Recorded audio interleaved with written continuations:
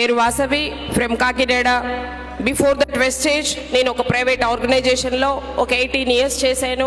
నా first salary 600. నేను మానేసేటప్పటికి నా జీతం 15,000.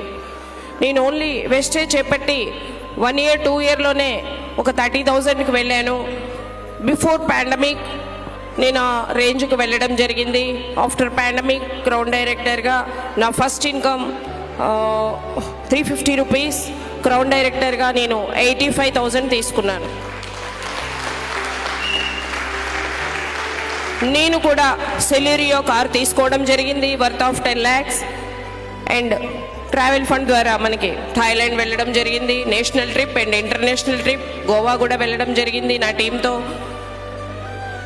మనం సాధించడం కాదు, మన టీం సాధించాలి అన్న ఒక పట్టుదల ఉన్నవాడు ఖచ్చితంగా ఇందులో ఉంటాడు. మరి నా లీడర్స్ అందరూ కూడా 2026 కల్లా స్టార్ డైరెక్టర్గా ఒక మంచి డ్రీమ్తో వర్క్ చేస్తున్నాను.